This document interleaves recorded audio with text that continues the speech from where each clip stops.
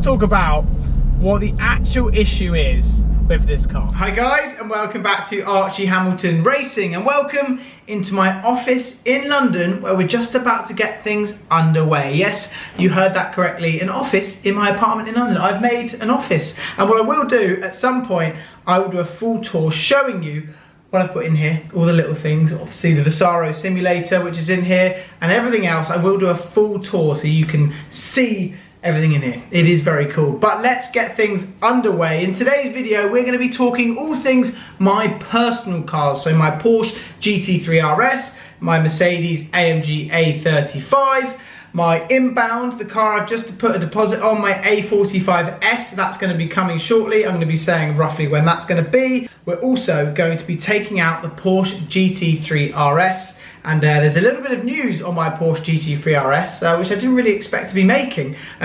So you're going to see all of that in today's video. But one thing I have never done, and that is properly film getting my Porsche alongside my Mercedes. And this is something that I've always wanted to do on my channel. I've done it before with the Lamborghini, etc. Not boasting, but just I just want to see them side by side and show you guys that part. Let's get this video underway and go and find the cars, take off the cover of the RS, the A35, and talk about all things garage update kind of thing. And here we go. I have both of the keys in my hand, one on the right, the Porsche key which matches the car, which is even cooler, the ultraviolet key, I love that Porsche key, isn't it just amazing, and the new AMG key. I just love them. I just think they're really, really cool, the new keys are doing. I just thought I'd just sort of show you the keys. And this is when we fire up the A35, and this is always a little bit of an anticlimax because it's not loud at all. But for a daily, that is what I like, and that is what I wanted. Press start system, which is just there, and then everything comes up, everything there. I love the screen. It's just amazing, isn't it? This screen, oh, it's basically telling me that my phone, oh, no, my phone's low. But it's just awesome. It's absolutely awesome. And I think when all the new modern sort of Mercedes supercars, etc., they're all going to have this sort of dash, which I think is just another level. So you press start system, and then that screen comes up, and then you press this one, and then it all lights up, and you can see even the lights go crazy and sort of all open up. But it's honestly, this dash is something you don't really ever get used to, because it just is that good. And I've even changed the ambient lighting to go to this setting where it's at now. I mean, what on earth? Who else is making interiors like this? It's like a nightclub in here. And funnily enough, a friend of mine the other day was playing around with themes, and you could just change it into like disco mode, and all the dash, you can sort of change different what different settings you want in terms of what side dials you want. Everything is all changeable. So what you see here, it's not like a sort of standard car. You can change it. You can change it to, if you don't want the speedo there, it doesn't have to be there. It can all change. And this is where I love having this as a daily, and I'm going to keep it until the A45 arrives. This is staying. And there it is, all parked up. I love the look of this car, and funnily enough, I've not seen it since I've gone and put my order in on the A45S, and it doesn't look too dissimilar actually when you come down. You see it in the yellow, because I saw the A45S at Goodwood in the yellow, and yeah, it's the first time I've actually compared like for like.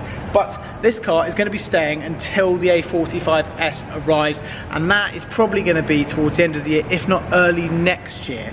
It's I basically had a call from Mercedes earlier, and they were saying it could be early next year, but hopefully I'm going to get one of the first cars, and that's going to be end of this year. Fingers crossed. But until then, that ain't going anywhere, because why would I go and replace this car? Because I just think it's that good that I just don't think it's necessary at all. First things first, when I saw this, like I say, the colour, this was the same colour that the A45S was launched in, and there are a few different features, but it's not loads. Obviously the exhaust pipes are different and things like that, and the wheels, etc. So this, I'm sure when the A45S arrives, there could be a period where I will have both of these cars in the garage at the same time. Obviously not the same colour, because I'm not going to be getting a yellow A45S, but that could be quite cool to do a comparison, and so you guys can actually properly see it, because at the moment I sort of look at it, I'm like, there's actually not too much different.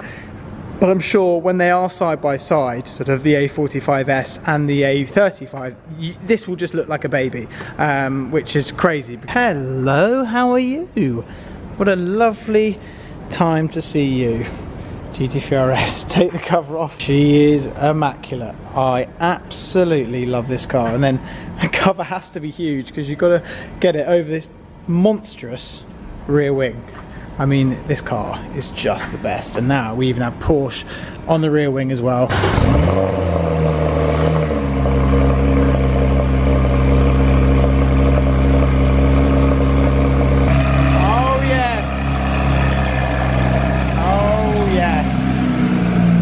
Go. Exhaust off. Exhaust off. Flipping out of this car. Whenever I start it up, that's how much of a difference that this little button down here makes. Look, you literally just press it here and you can just hear it, the tone of it all change. And yes, oh yes, oh yes, my garage. My daily driver, the A35, now alongside the GT3 RS. And it's always a dream to own a GT3 RS, but to get them alongside each other, this is what really hits you. You'll think, how is this possible? Well, that just being the perfect daily, and that just being just one of the best cars in the world. I actually just saying on Instagram the other day, and I was like, is that one of the best cars in the world? A lot of you said yes. Just is. First of all, ladies and gentlemen, let's have a look at both of my cars parked together. There's one car missing, you might be wondering. That is a Suzuki Jimny, which I've gone halves with Mr. TGE. But that is no longer, well, no longer, but that's not actually here today. So we will get that together at some point, and more content on that shortly. But this alongside this, I mean, it is perfect, isn't it? Obviously AH number plate still not on there. That will happen, but yeah, I think this is just, for me, what I'm currently doing, etc. It's just my perfect garage, and there potentially might be an addition to this garage as well, but for now this is how it is, and it honestly is it is just perfect. And when I jumped out and when I saw how this car was looking, it just sits perfectly, doesn't it? And it's this angle where you look at it, you just think it's just an absolute beast. And what I really hope is that I never have to sell this car. I just would love to keep it forever if I could, because not only are they potentially going up in price, which is a thing which is happening, but they are just mega, aren't they? But when you look at it also from here, look at that. Isn't that just a very, very cool two-car lineup, in my eyes anyway? I really, really, really want to look after it. And like I mentioned, this has a bit of an issue, and we're going to talk about that when I go for it. It's nothing serious. When we go for a drive, I'll talk to you about it, and it's all going to be sorted. But it does have a bit of a problem with it at the moment. Oh my God! It's just so good, isn't it? It is so flipping good. Yes! Oh boy, I like this car. Sounds awesome and is awesome. Oh my, so when you hear the noise, whenever you just get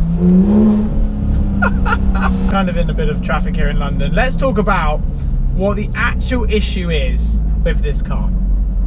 And it's nothing really serious, to be honest with you, but it's just more of an inconvenience. I think that's the best way to describe it. It's more of an inconvenience. Basically what has happened is, one of the reasons, there's actually two, so hear me out here. Before we go on to anything, this is honestly the best car ever, and it's just not actually too much of an issue, but the rear window is coming off.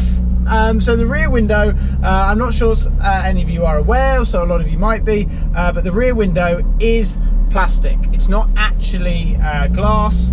And what has happened is, where it's sealed, something's happened there and the glass is coming off. And you might be thinking, well, this is absolutely nothing. Well, it restricts me from driving the car on like motorways, and it mainly restricts me from taking it around the circuit. So I literally at the moment cannot take this GT3 RS on the circuit, solely because you can imagine the glass will fly off, and well, the glass, that it's called plexiglass, that's what it's actually called.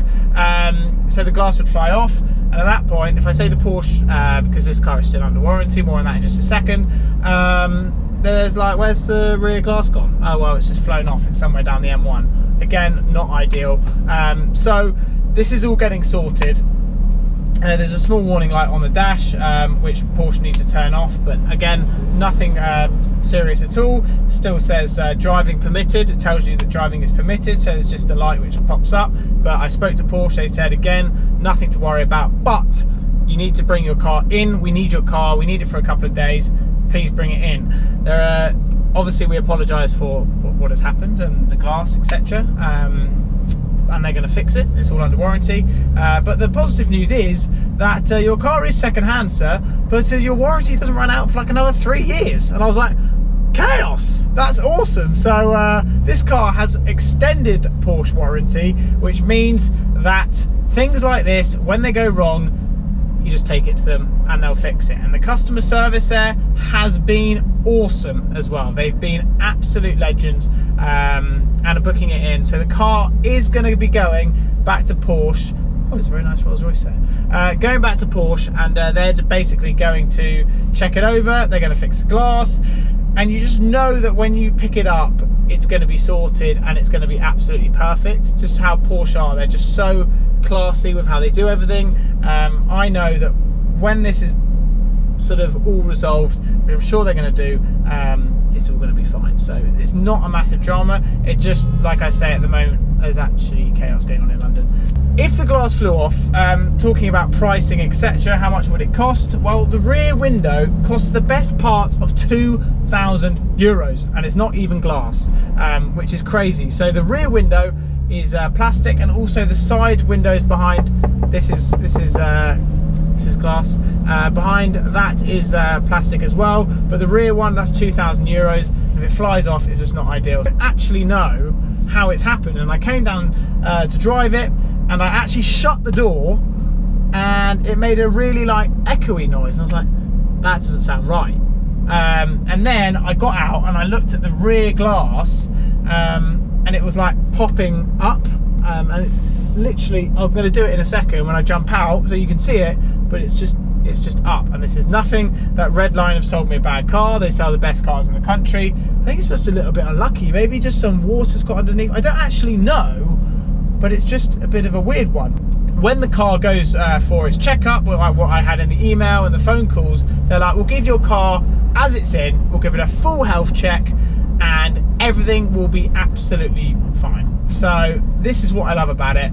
And I just think Porsche classy, the way they do it, the way the car, you don't have silly amounts of money going out and servicing. It's just cool. And when owning the Lamborghini and things like that, it was like a service was £3 grand, and you're just thinking, well, I don't have that worry anymore at the moment, because everything with this is very, well, let's be honest, a GT3 RS isn't going to go wrong in terms of, rarely, I shouldn't have said that, but it shouldn't really go wrong. They're bulletproof. You can go to the track, drive around all day, and then just drive home. Be sat in traffic all day, doesn't matter what temperature, drive on home. Be in so much comfort. But again, hooning it around the track like flat out at 9,000 RPM and driving it home. And Porsche encourage that. They encourage that, and they've got and it's got an extended warranty. Window up for obvious reasons.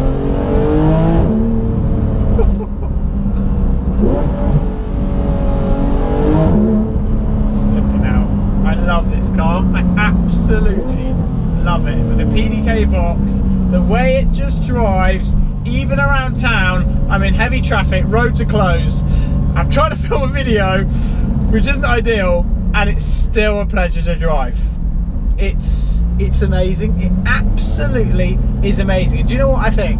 I was saying this to a friend of mine the other day. I reckon in 4 or 5 years time, you're still going to look at a GT3 RS and you're going to go, that is still absolutely sick. Okay, and that is a brief drive in the GT3 RS. The traffic in London is horrendous, so that's partly the reason why I've decided to come back and talk to you and show you what is going on with this glass. So as you can see here, this is it basically. This is the plexiglass, and here we have it too. This is actual glass plus, you know, yep, you get the drift. Right, so what is going on is you'll be able to see here, if I just do this right here, and this is where the issue lies.